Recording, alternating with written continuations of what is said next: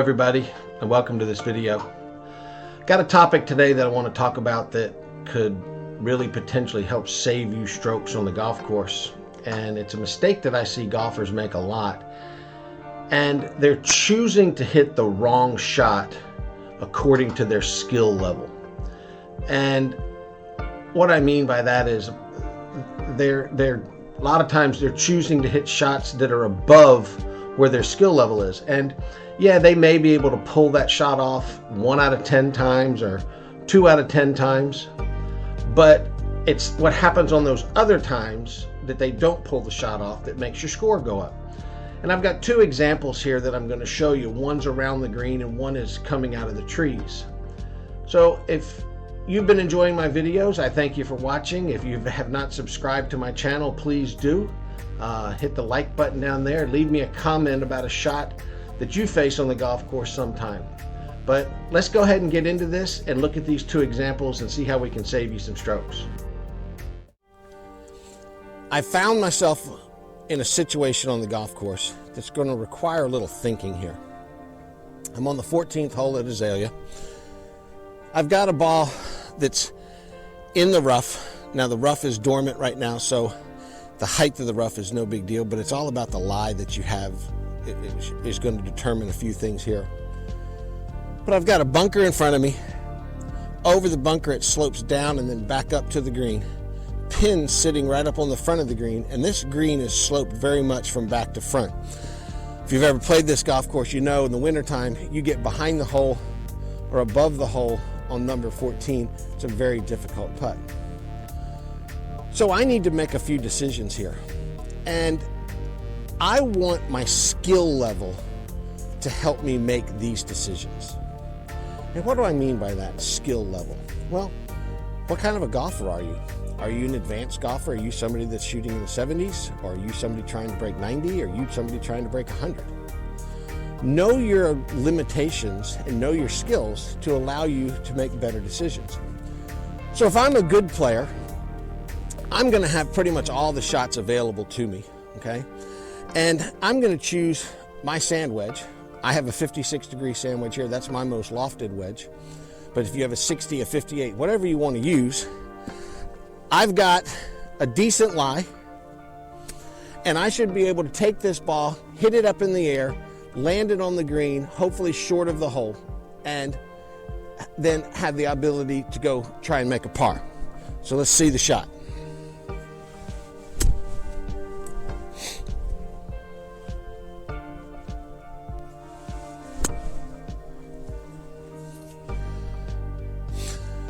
Okay, came up a little bit short, but I'm short of the hole. I've got a putt up the hill to the hole, chance to make it, 2 putt for sure. Now, if I'm more of an intermediate player,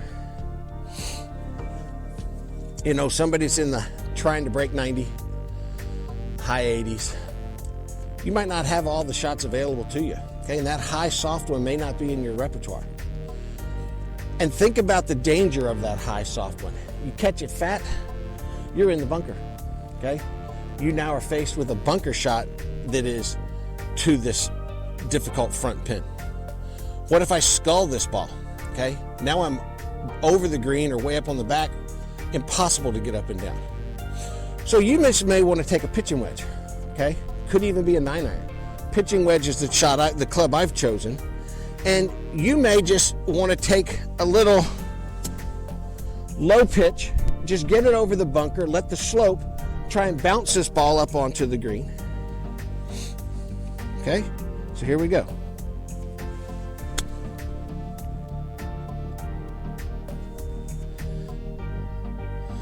Okay, right there on the front of the green. Definitely putting that ball, all right? Now, what if you're a beginner? Okay, what if you're that person that's really, really trying to break 100 and you've gotten yourself right here in 2 shots, okay? And you know, you're trying, that person, you're trying to avoid that big number. Well, I'm not even going to have my ball fly over the bunker in that situation. I'm not even looking at the green. There's too many bad things that can happen with a high handicap or beginner trying to hit this shot. Okay, so all I'm going to do is I'm going to look out here to the right of the bunker, pitch one, let the slope roll it up in front of the green, and then proceed from there. So all I'm thinking about here is I just got to make sure I hit the ball the right strength.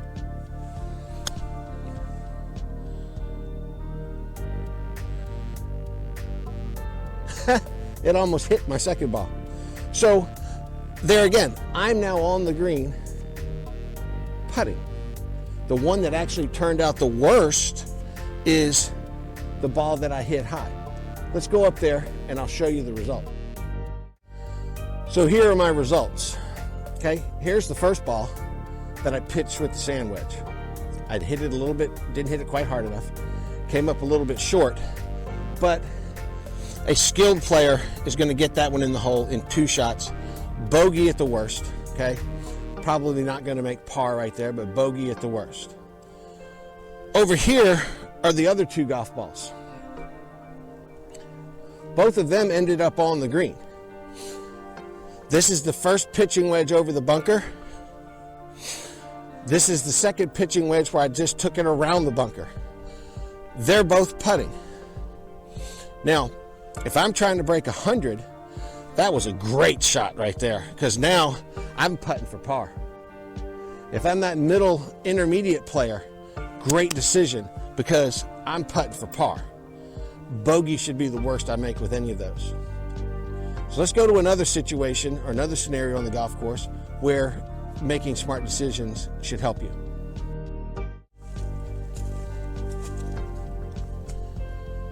All right, I've got myself in another situation. I hit a bad tee shot off the tee on number 12. And I found myself over in the leaves in the woods to the right. And as you can see, the pin is right here through these trees, okay? So it looks like a pretty big, wide opening there. But the problem is I've got a pine tree up there farther that the branches are hanging down. So if I'm gonna hit this shot through that gap, I have to have the skill level to keep my ball low, okay? Now, the other danger there is the cart path is right out in front, okay? So if I'm gonna go at the green here, I need to have the skill level to hit the ball 1 between the trees, 2 below the pine trees, and 3 over the cart path, controlling my distance enough that it lands in the rough so it can bounce up onto the green. Now, on the green would be a huge bonus right here. Anything just short of the green is also very good. I'm going to make a bogey from there. I'm not going to make a double. So the skilled player, here comes the shot. I'm going to take my 6-iron and choke down a little bit and just hit me a knockdown, keeping it low to the ground, and see if I can bounce one up there.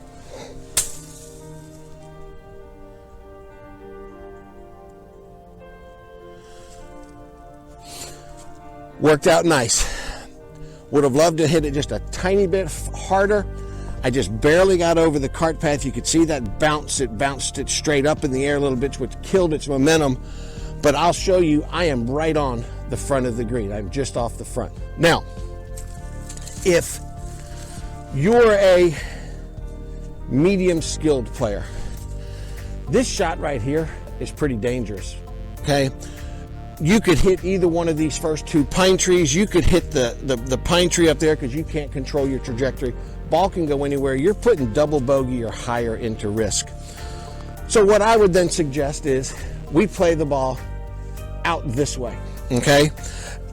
I'm actually going to use the 6-iron again. I put the 6-iron down, I grabbed the 9, and just want to play it left of these trees out there over the cart path and over that little mound somewhere out in front of the green so I can pitch it.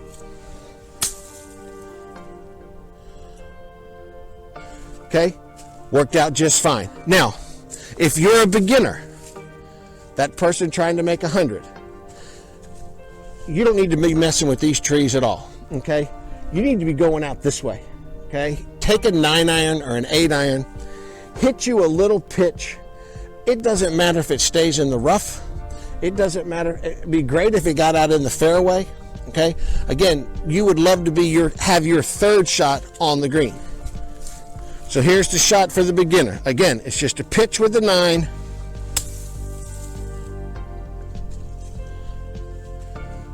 And I'm out there in the fairway. So let me go show you where these shots ended up. Well, here's where the beginner shot finished up. The 9-iron bounced over the hill. I hit it great pace, perfect weight on that shot. I'm right here in the fairway in front of the green. I don't have any bunkers to go over. I've got every shot in the bag is available to me here. I can hit a pitching wedge, I can hit a sand wedge, I can take a hybrid and bounce the thing up on the green. I can take a 7-iron and bounce it up on the green. So great job from over there in a difficult situation, putting myself back in play, giving me options where I can score.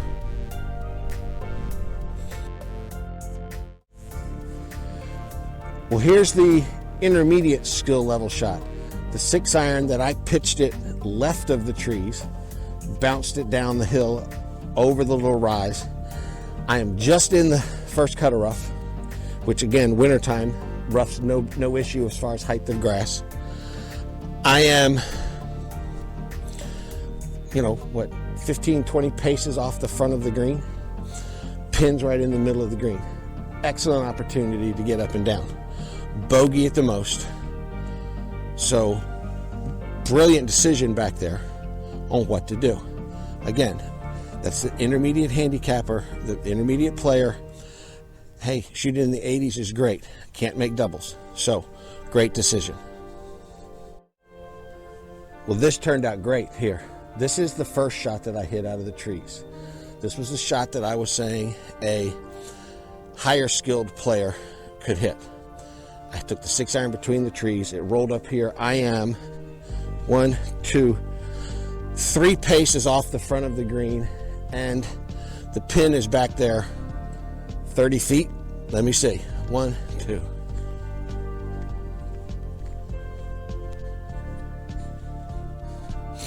I'm sorry, 40 feet. So all I've got is a pitch shot or a putt from 45, 50 feet. If you're a skilled player, easy par, okay?